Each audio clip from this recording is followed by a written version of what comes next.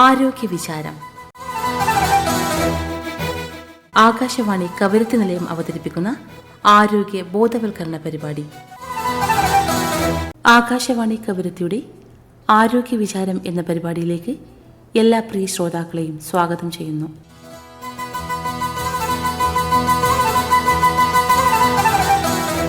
ആരോഗ്യം സമ്പൂർണ്ണ ദൈനംദിന ജീവിതത്തിനുള്ള ഒരു ഉപാധിയാണ്. നിലനിൽപ്പിനായി മാത്രമുള്ളതല്ല. ആരോഗ്യമെന്നത് ശാരീരിക ശേഷിയിലും സാമൂഹിക വ്യക്തിപരമായ ഉപാധികൾക്ക് ഊന്നൽ കൊടുത്തുകൊണ്ടുള്ള സാക്ഷാത്തായ ഒരു സംഗതിയുമാണ്. പ്രിയ ശ്രോതാക്കളെ, നമസ്കാരം. ആകാശവാണി കവരത്തിയുടെ ആരോഗ്യ വിചാരം എന്ന പരിപാടിയിൽ ഇന്ന് നമ്മളോടൊപ്പമുള്ള അതിഥി കവരത്തി ഇന്ദിരാഗാന്ധി ഹോസ്പിറ്റലിലെ ചീഫ് മെഡിക്കൽ ഓഫീസറും കൂടാതെ മെറ്റേണൽ ഹെൽത്തിന്റെ നോഡൽ ഓഫീസറും കൂടിയായ കൽപ്പിനി ദ്വീപ് സ്വദേശിനി ഡോക്ടർ MK സൗദാബി.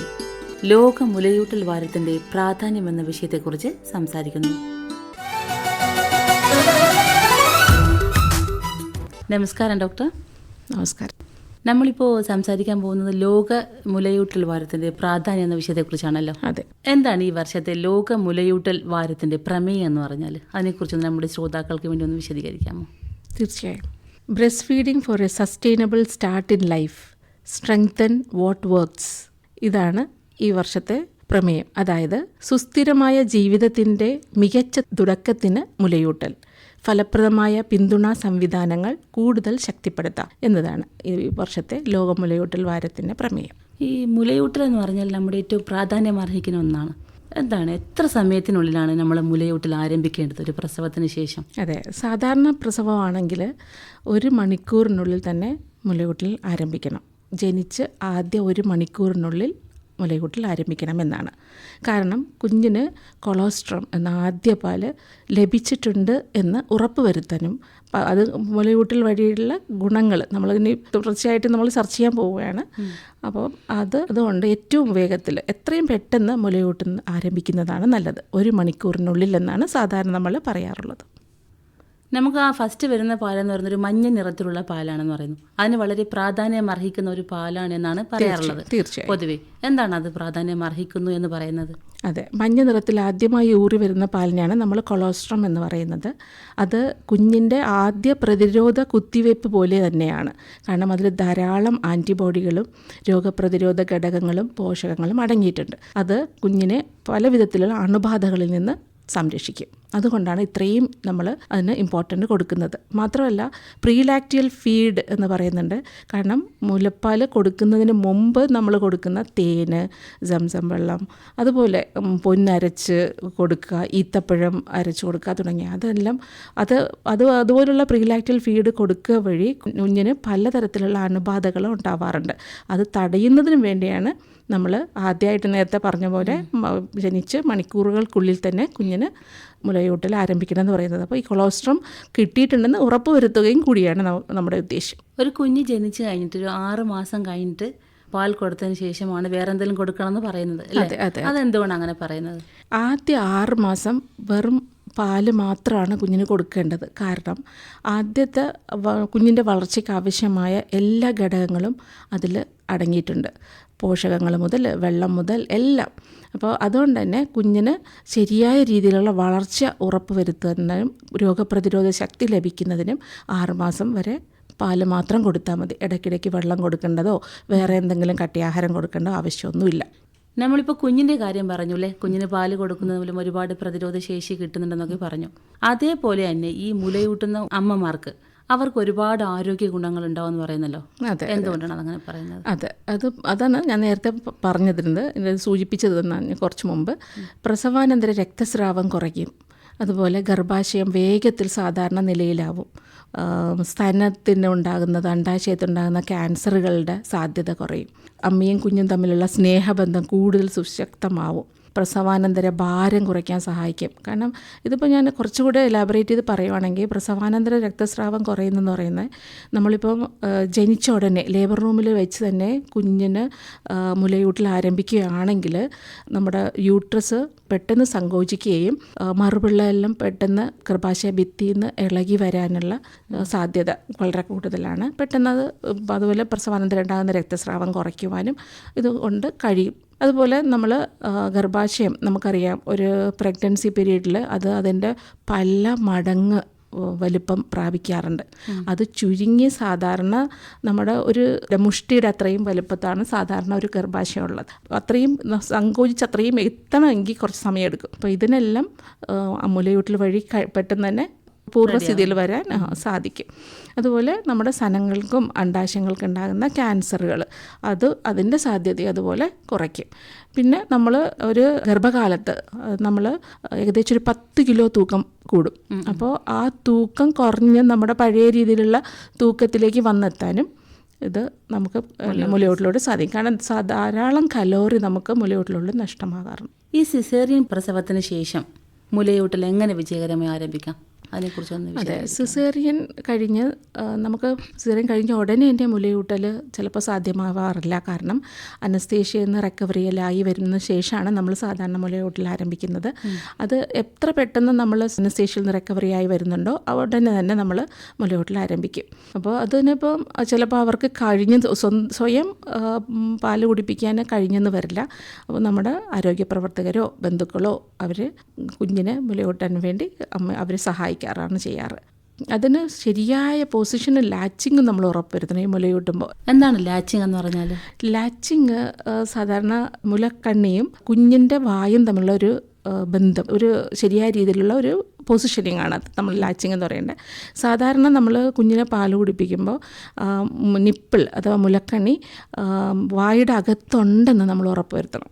കാരണം ഇല്ലെന്നുണ്ടെങ്കിൽ കുഞ്ഞിന് ശരിക്കും പാല് കിട്ടില്ല. കാരണം കുഞ്ഞിൻ്റെ അഥവാ കുഞ്ഞിൻ്റെ മോണ അത് നമ്മുടെ സരത്തിന് ചുറ്റുമുള്ള കറുത്ത ഭാഗത്ത് അമർത്തണം. എങ്കിലാണ് ശരിക്കും കുഞ്ഞിന് പാല് കിട്ടുക.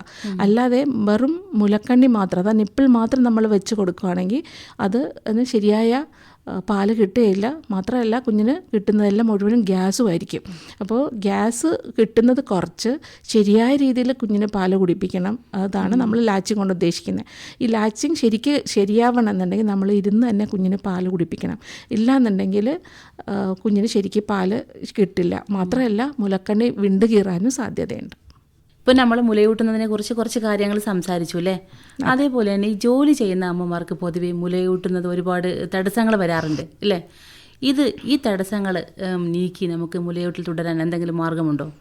അതെ, ഇപ്പം സാധാരണ ജോലി ചെയ്യുന്ന അമ്മമാർക്ക് മുലപ്പാൽ എടുത്ത് വെച്ച് പോവാം എന്ന് പറഞ്ഞാൽ ഇപ്പോൾ നമുക്ക് ബ്രസ്റ്റ് പമ്പുണ്ട്. അത് പല വിധത്തിലുണ്ട്. Manual പമ്പുണ്ട്, electric പമ്പുണ്ട്.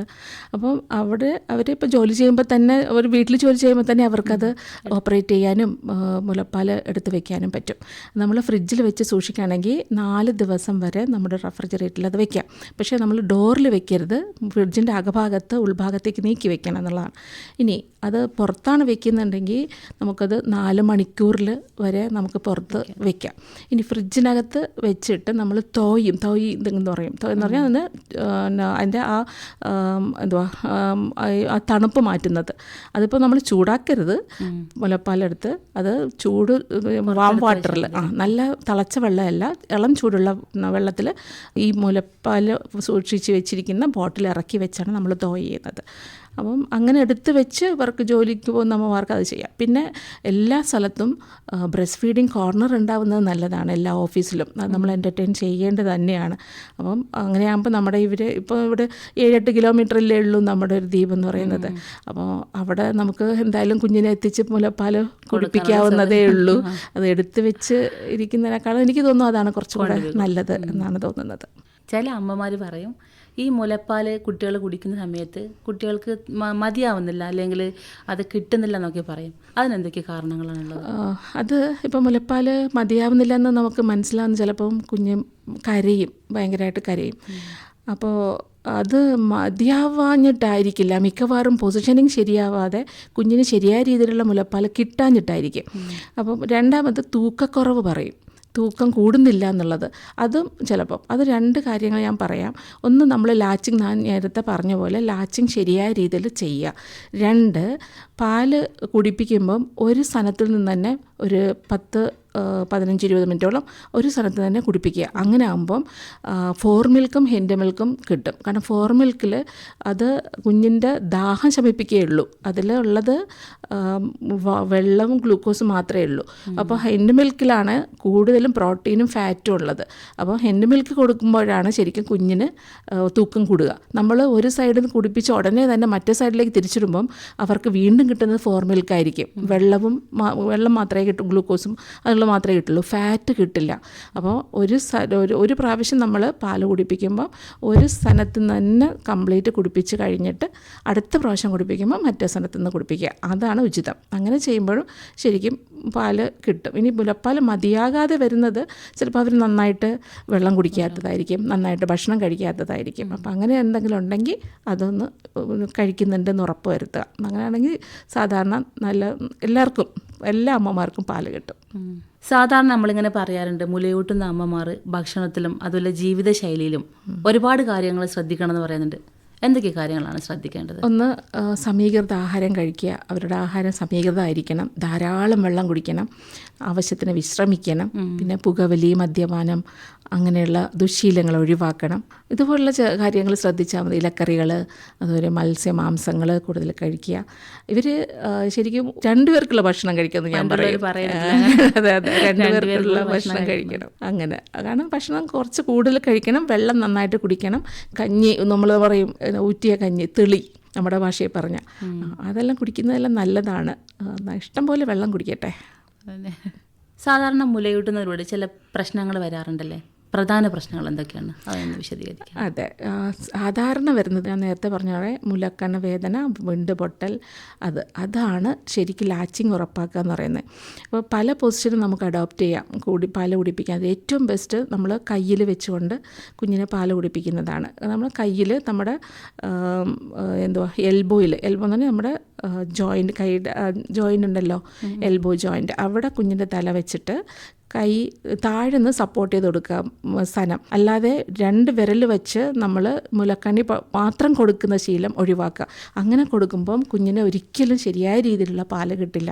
കാരണം അങ്ങനെ സപ്പോർട്ട് ചെയ്യരുത്. പലരും പഠിപ്പിക്കുന്നതും ചെയ്ത് കണ്ടുവരുന്നതും അങ്ങനെയാണ്. നമ്മൾ പാല് കുടിപ്പിക്കുമ്പോൾ 2 വിരലും മുലക്കണ്ണിയുടെ 2 സൈഡിലായിട്ട് വെച്ച് സപ്പോർട്ട് ചെയ്യുന്നത്. അങ്ങനെയല്ല സപ്പോർട്ട് ചെയ്യുന്നത്. കാരണം ഏരിയോലയുടെ താഴെ, ഏരിയോലെന്ന് പറഞ്ഞാൽ നമ്മുടെ സ്ഥലത്തിലുള്ള കറുത്ത ഭാഗം, അതിൻ്റെ താഴെയാണ് സൈനസ് എന്ന് പറഞ്ഞിട്ടുള്ളത്. അവിടെയാണ് ശരിക്കും ഊറി വരുന്ന മുലപ്പാൽ സംഭരിച്ച് വെക്കുന്നത്. അവിടെ പ്രസ് ചെയ്യുമ്പോഴാണ് മുലഞ്ഞെട്ടിലൂടെ പാല് പുറത്തേക്ക് വരിക. അപ്പം നമ്മൾ എന്ത് ചെയ്യും, അത് മറച്ച് വെച്ചിട്ട് വെറും മുലക്കണ്ണി മാത്രം കുഞ്ഞിൻ്റെ വായിൽ വെച്ച് കൊടുക്കും. അങ്ങനെ ആകുമ്പോൾ ലാക്രിമൽ ഡക്റ്റ് എല്ലാം അടഞ്ഞു പോകും അവിടെ. ഓരോ പ്രാവശ്യം കുഞ്ഞ് സക്ക് ചെയ്യുമ്പോഴും പാല് വരുന്ന ഡക്റ്റ് അടയുകയാണ് ചെയ്യുക. അതിന് പാല് കിട്ടില്ല. പാല് കിട്ടാതിരിക്കുമ്പോൾ എന്ത് ചെയ്യും, അത് നന്നായിട്ട് കരയും. വിശന്നിട്ട് പൊരിയുമായിരിക്കും, പക്ഷേ അത് പറയാൻ പറ്റില്ലല്ലോ, കരഞ്ഞല്ലേ കാണിക്കാൻ പറ്റൂ. അപ്പോൾ നന്നായിട്ട് അത് കരയും. മാത്രമല്ല പാലിന് പകരം കിട്ടുന്നതെല്ലാം അവർക്ക് ഗ്യാസ് ആയിരിക്കും.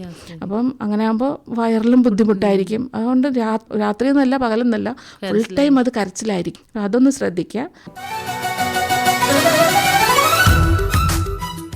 ഇന്ന് നമ്മളോടൊപ്പം ഉണ്ടായിരുന്നത് കവരത്തി ഇന്ദിരാഗാന്ധി ഹോസ്പിറ്റലിലെ ചീഫ് മെഡിക്കൽ ഓഫീസറും കൂടാതെ മെറ്റേണൽ ഹെൽത്തിൻ്റെ നോഡൽ ഓഫീസറും കൂടിയായ കൽപ്പേനി ദ്വീപ് സ്വദേശിനി ഡോക്ടർ MK സൗദാബി. ഈ പരിപാടിയുടെ ബാക്കി ഭാഗവുമായി അടുത്താഴ്ച വീണ്ടും കേട്ടുമുട്ടാം. നന്ദി, നമസ്കാരം. ആരോഗ്യ വിചാരം. ആകാശവാണി കവരത്തി നിലയം അവതരിപ്പിക്കുന്ന ആരോഗ്യ ബോധവൽക്കരണ പരിപാടി. അവതരണം ഷഹനാസ് ബീഗം ചാച്ചാളക്കപ്പാട.